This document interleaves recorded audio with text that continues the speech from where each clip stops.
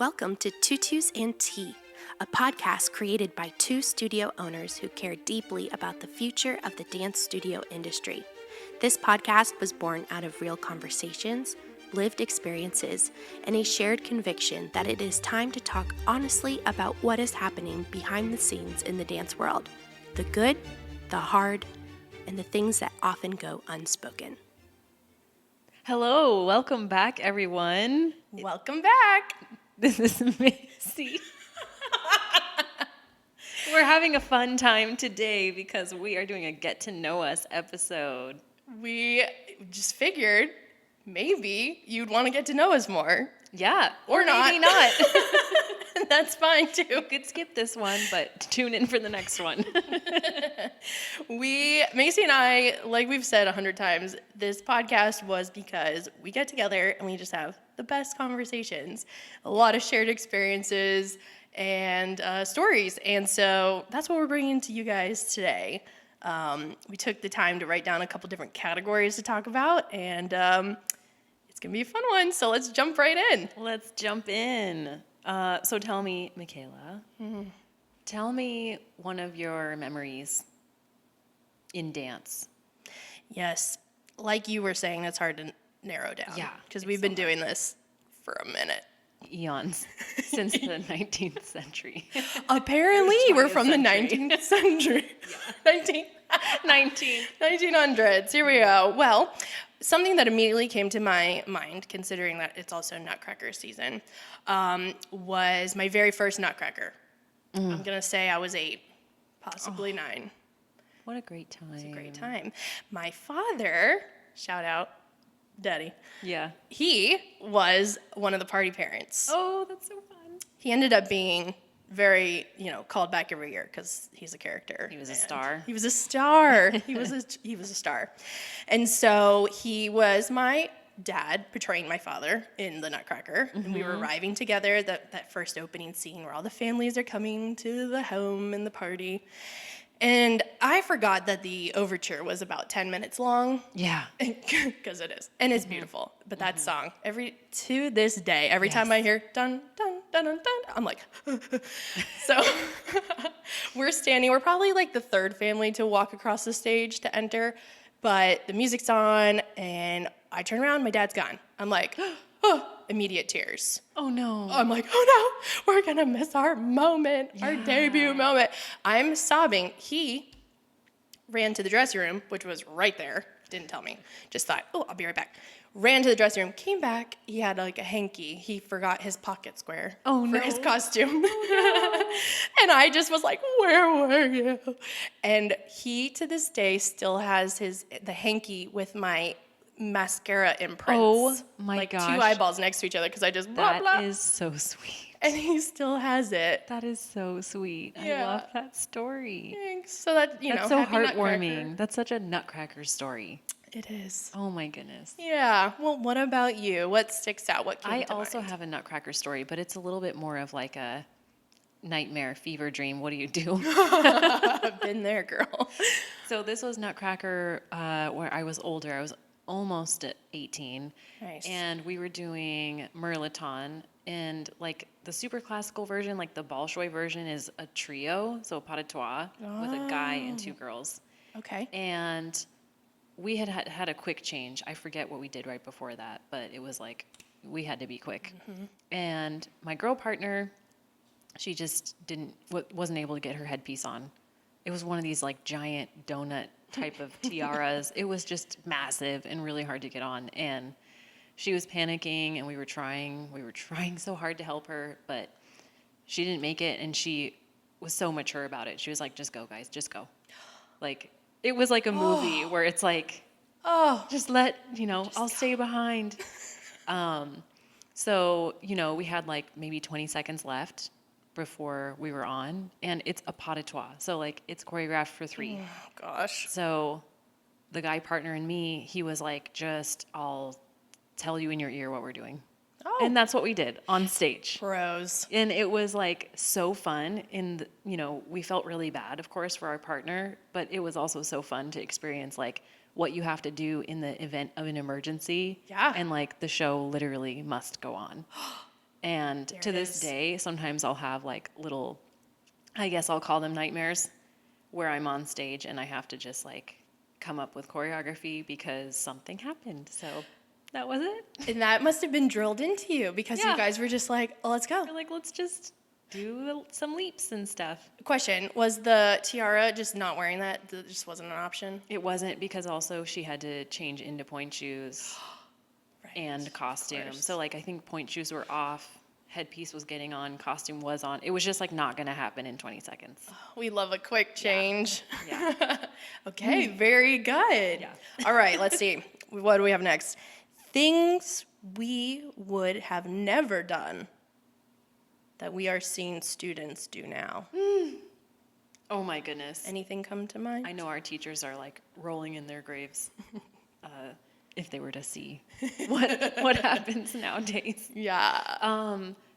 My students are fantastic with this. I don't have this problem, but I have seen it across the board.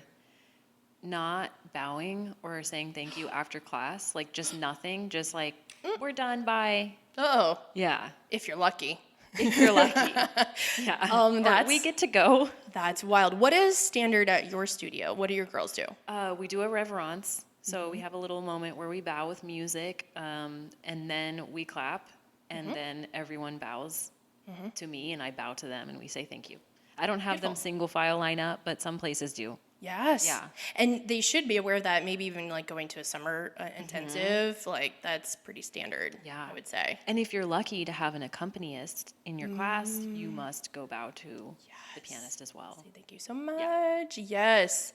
Well, That's a bad one. What about you? Yes. So just at the end of class, we do a reverence, of course. In any class, though, like jazz, hip hop, arms up, arms down, and then we do a clap. So it's Yeah. like just a habit of it. Yeah. Just to get them in that. You know. Because you do it on stage, and if you don't practice that, you're not going to know. That's a great point. what to I do. never thought of it like that. I love that. Yeah. Things that I would have never done. I don't know. One just comes to mind. It's nothing crazy, but perhaps not having my mom write a 1-star review because we weren't able to read an email. I don't know. I just came up with that. Just bad reviews in general.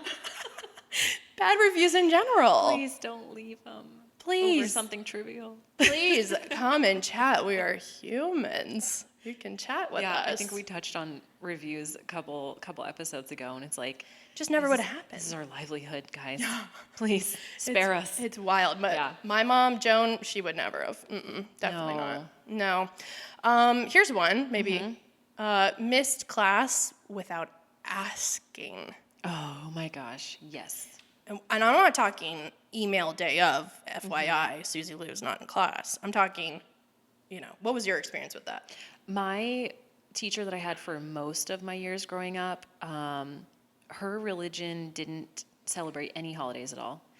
And so that was kind of like the standard at our studio, that like if it was Christmas, there was classes. If it was Easter, there were goodness. classes. Oh my goodness. And like she was more understanding about a big holiday like Christmas. Sure. But I mean, if it was your birthday, forget it. Who cares? You know, who cares? Do Happy do birthday. plies You for get your to do- birthday, and we're not going to say happy birthday at the end of class. Oh, we're not doing a that's- singing circle? No. If someone said it in the dressing room, yay, that was exciting. Oh my goodness. So yeah, if we No. had an academic event or something that was more like that, we could come up to her and say, hey, I have this going on, it has to do with school. Is it okay if I miss Friday? Right. And like she would still give you attitude, but she would usually approve. Usually approve. Yeah. Yeah, that's pretty similar. We would know the date that we would be gone. My mom would tell me. I would go up and I'd say, Miss Susie, may I please be excused from class on Wednesday because XYZ? She would say no sometimes. Which is crazy. But if she said yes, you curtsied and said, thank you. Oh my goodness. And that's just, The respect. I understand this was, late 1900s, early 2000s. I understand Times that. were different. Times were different. Times were a little more respectful. But, that's just what I grew up with. So this, Yeah. where even is Susie Lou? Yeah. Never. Where even is she? Where even is she? Never knew it. Never knew it. Oh my gosh, that's a really good one. Yeah. Yeah, I think there's really so many things, but that's a really big one is like attendance. Attendance is just another thing that comes to mind for me is asking to go to the bathroom when it's like not a designated bathroom break time. Yes. You know, Yes. you're in the middle of class, it's like time for the exercise that's going to be really important, like adagio or Yes. Oh, well, you know, that's jumps and primo like time to leave, though. yeah. I understand like it's jumping time. I got to go to the bathroom before I jump. But plan that out. It doesn't matter what age you are. Yes. You got to plan it out. Please, not in the middle, especially, or if like you're in the middle of teaching something and it's Yeah. like, oh, you need to go now. I will not be going over this again. Yeah. Just so you know. Yeah, exactly. So, phone a friend is what I say in class. Phone a friend. Phone a friend love if you that. need help because I'm doing my job right now. Yeah, I'm doing Not it. later. I also have to go to the bathroom, but I'm holding it because I'm dedicated. I Yeah, love that. I can't imagine doing that during a summer intensive or a master class. Like, no way. No way, Jose. No way. Oh my goodness. All right. Favorite teacher and why? My favorite teacher, I've already talked about. I only had him for a few years right before I graduated and like went to the professional route. But he was my favorite, still is my favorite, because he was really, he was really just blunt. Yeah. Really blunt, but always had such a comedic element to teaching. Like he brought so much fun to class and like he would poke fun at you and you know, some would say insult, but it wasn't insulting. It was like, oh, this is bluntly what I have to work on. Yes. in And a like it was fun way. never, no matter what personality was there, no one was ever actually like truly offended. There weren't parent talks or anything. So that's why I loved that. It was like, oh, this is fun. And Yeah. I can also be serious at the same time. Yeah. Yeah. Oh, that's cool. What about you? Well, I had to think about this for 2 seconds only because immediately I thought of my very first teacher, Miss Heather. Mm-hmm. And you know the saying, you don't remember what people say, but you remember how they made you feel. Yeah. So when I think of her, I think of how kind she was, how she made me feel so comfortable, and how she really was the one to help me fall in love with dance. You know? And so without her, without that very first class, I don't think that there would have been where I am now. Yeah. Because you have to kind of dial it back. Like, where did this start? How did I get into this? And it was Miss Heather. So shout out Miss Heather. That's so great to have your like first memory. I think everyone remembers their first ballet teacher Yes. or dance teacher. It doesn't have to be ballet, but it's like always such a special memory. Yeah, it just is. And if it's done right, Yeah. yes, right? And thank God it was done right for me. It was done right for Yeah. you. It was enough to keep you going and be like, what's Yeah. up with this dance thing? I'm friends with my first ballet teacher on Facebook. Oh, And she went on to open her own school, and they were like very successful with YGP and everything, which was so amazing. And it was just so cool to stay connected. She's like, wow, you were one of my students. You have a studio, and I get to still see what she does. It's like so cool. extra special. Yeah. Oh, I love that. Well, let's see. Let's jump ahead to most difficult role or choreography that we ever learned. All of them. They're all hard. Everything. For me, I guess the most difficult, but also one of my favorite roles ever that was special to me was being the Russian girl in Serenade. Oh. I don't know, I was about to say Serenade. Oh, in so Serenade, close. which was choreographed by George Balanchine. And this is a very humble brag. I Please. was so honored because Patricia McBride, longtime star of New York City Ballet, Yeah. she set it on us and she casted me as that. And Oh so my- it was, Excuse me. no, it was really special to me. Like to this day, I like want to cry thinking about it. And I always thought like, I don't know what she sees in me. Like what Macy. in the world? That is the flex you think it is. my Okay. gosh. Yes. It was so fun. It was really hard because I grew up talked about this, like classical. I, to be very transparent, hated modern. Yeah, sure, fair. Did not enjoy jazz. Just nothing. You know, I want to do Ronda Shams. That's A it. true bunhead. Yeah. And so this is a little bit more contemporary ballet, so that was hard for me. I was like, oh, I'm supposed to break my line? Oh, I'm supposed to like do something out of the box? Yes, it's different. Yeah. But to this day, it's like, oh, it gives me chills to just think about that experience. There's a sermon in that. Don't be afraid of new things. Yeah. When you think you hate it or you're not into it, and it ends up being one Push of your favorite yourself. memories. Yeah. Push yourself. Try things. Try them. Totally. Do it.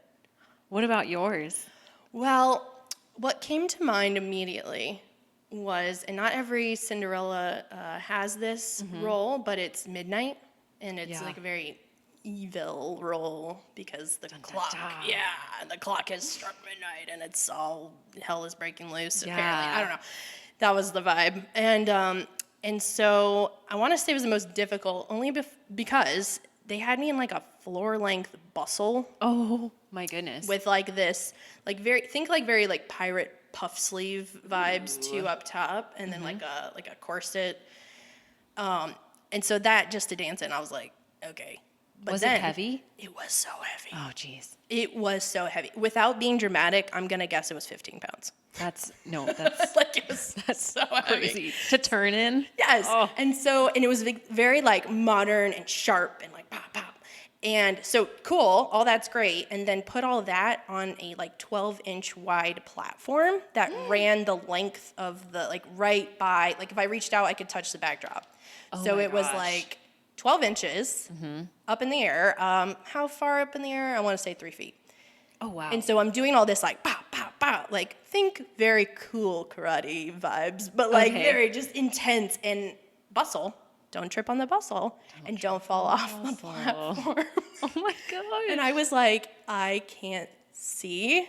Right. This thing is so heavy, but that just sticks out because I was like, excuse me. What a challenge. Like, all of your senses are challenged there. It's very, yes. Oh, there was also smoke. Oh, my gosh. Of course there was smoke. So you're choking, too.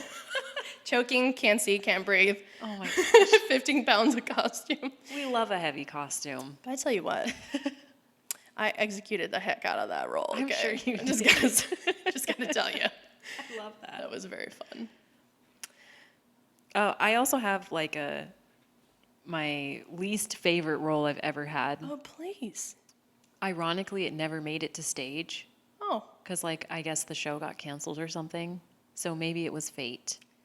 But I was cast as an adult Okay. as the ugly duckling. oh. Yeah. And I had to wear a silver unitard. Oh, that I know. doesn't do anyone any favors. No, it doesn't matter who you are. So I was not feeling great about that. It was, again, like, I don't know why I'm getting thrown into these contemporary ballets. It was a contemporary ballet.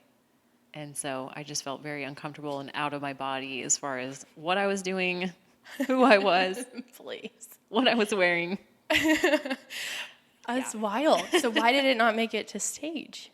I remember this was like community outreach shows that our company was doing. And I don't remember, I think it was weather or something, but I was like, thank you, God. Thank you, Thank you. God. You do hear my prayers. Thank you. But I will say it was a good experience. I pushed myself out of the box. There it is. Yeah. Listen about, yeah. I mean, you got to do it sometimes. Yeah. You just do. Sometimes we get roles that we're not super excited about. No, You just have to do them. but they're all important. They are. It's for a greater good, the entire show. Every role is important. It is. Parents, hear me. Every role is important. It's true. Yeah. Yeah. If your role is even not dancing, like if your role is to be an extra, it's important. It's like important. movies. Imagine like a crowd in a movie, but there's no crowd, you know? Right? Yeah. You know what? Great example. Yeah. That's beautiful. Yeah. That's beautiful. All right. Let's jump into the very next one. Mm-hmm. A dance experience that changed our career.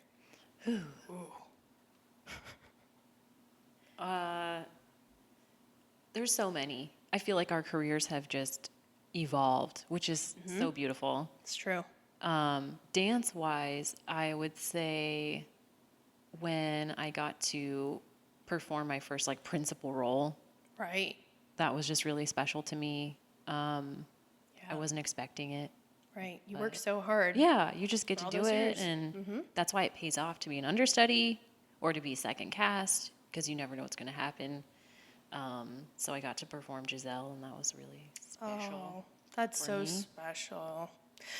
Well, when I heard that question, I immediately just kind of thought the transition from dancer performer to studio owner, Oh yeah, because it's that's quite huge. Yeah, I mean, it takes a while. I feel like even now I'm still in that transition. Yeah. Yes. Because those are two very different things. yeah. And people think, oh, I love dance. I'm a good dancer. I should own a studio. That's not what I thought. But that sometimes is the trajectory of things. And it's like, they're just two different worlds. Oh my gosh, they are. They're just, yeah. And, I was thinking about, gosh, those first couple years were torture. Because I think I had this like internal battle. Like I wasn't done performing. Yeah. I would still wanted to travel and be with a company even. And I just was very like, what is going on? What did I Yeah. do? What did I do? Yeah. Possible regret. Possible Yeah. buyer's remorse. I felt that too. Yep. Yeah. And it was weird because I think we've touched on it and people, watch out. We're going to do a dance studio owner episode. Yes. Just about all the fun that we have. Yeah. It is so much fun. It's but a lot of like fun. Also always a fire burning somewhere. Yes, always currently, yes. But I inherited the studio. I bought it from somebody who had it for 7 years. And so I was coming from like pre-professional ballet studio, teaching there, performing still with them, and then coming to this studio, and they barely took ballet. That's something I probably should have looked into. Like, what kind of studio is this? Yeah. They were very just like, woo, whatever, ballet. Okay. Ballet's like, whatever. Yeah. And we'll take it, but we're going to like have pop music on while we have the class and not take it seriously. Yeah. So that's what I inherited. And so it's really hard to come in and like change a culture. So hard. And so for all of those years, I was fighting the culture shift that I wanted to see for my studio. I did feel like I was running someone else's studio, even though I was the owner. So that was actually not very fun. So I see it like on Dance Teacher Network, like Facebook, and people that are looking to buy a studio and established studios are great.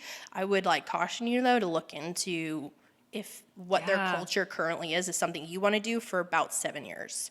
Because it takes about 7 years for everyone to like get the idea of what you're trying to do or get that new clientele that washes out the old of like, well, that's not how so-and-so did it. Yeah. Because I would like basically dream in that sentence. That's not how so-and-so does my it. And I would that was like a reoccurring nightmare because actually it was my life because I would walk into that building and be like, this is what we're doing. And then they'd be like, well, that's not how so-and-so does it. And I was like, do I look? not here? Yeah, like, do I look like so-and-so? Like, even that was like I'm like, I say 7 pretty seriously. It was like 7 years of that. Torture. Crazy. So you just kind of, you didn't take over. You started from the ground up. Yeah. But in a sense, I really relate to what you're saying because, yes, I started from the ground up, but the students that I attracted were all students who already had training. Yes. And most of them were coming from competitive backgrounds where, like you said, ballet is more of a pill that you had to swallow once a week. Yes. But it wasn't like something that you were working towards. Or loved. Yeah. Or appreciated. Which is fine. I'm okay with that because there's a different section for everybody to get into. Certainly. But since my school is like ballet school, I had a culture fight as well of like, well, this is how I want it to be done because this is how it's done in the ballet world. Yes, It's and that's different. what we are. We are the ballet world. Here. And I think this year is the first year where it's like, guess what, guys? You made it. Like, this is the ballet world. Yes. But it was like a slow transition.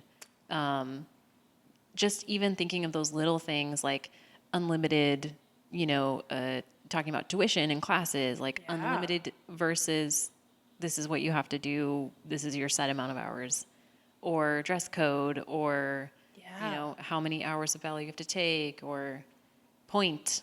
point. Yeah. So Oh, man. just a lot that goes on. Every studio is so different based on their culture and what they're focused on. So yeah, I'm just glad that I feel like this is the first year that's like, okay, you guys are ballet dancers now. Kudos You know. to you. Yeah, because it's cool. It's a lot of work. It takes was. a lot of work. It is. It still is. Yeah. Yes. Yeah. Yeah. But you had to, be steadfast and Yeah. be confident in what you wanted to do, and Yeah. you did it. You're doing it. Another thing that's really interesting about that, and this is like a little ramble, but I've noticed even just the start of our new school year, our students were trained, like I said, in that different type of style of dance. So their even just things as simple as their posture was really different, like a sway back, super Yes. flexible but no turnout type of thing. Right. And then we've worked so hard these past 3 to 4 years correcting that. Most of them are overcorrected it now. Oh. So now we're like trying to reel things back and be like, okay, you've done both extremes. Like, let's find the middle ground. Anyways, that was just Interesting. like a fun Yeah. thing that I noticed this week. I was like, oh, you guys have done actually too much. Reel it back. Your toes are not supposed to point behind you. Yeah. Yeah. But great.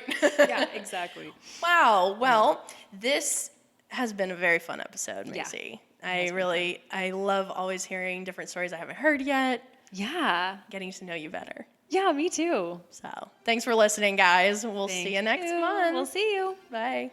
That brings us to the end of today's episode of Tutus and Tea. We hope you're walking away inspired, informed, and maybe even a little fired up about the world of dance. If you love this episode, don't forget to subscribe so you never miss a conversation. You can also watch and listen to us over on YouTube. And be sure to follow along on Instagram at Tutus and Tea with Macy and Michaela for behind the scenes moments, updates, and a little extra tea in between episodes. We'll see you next time.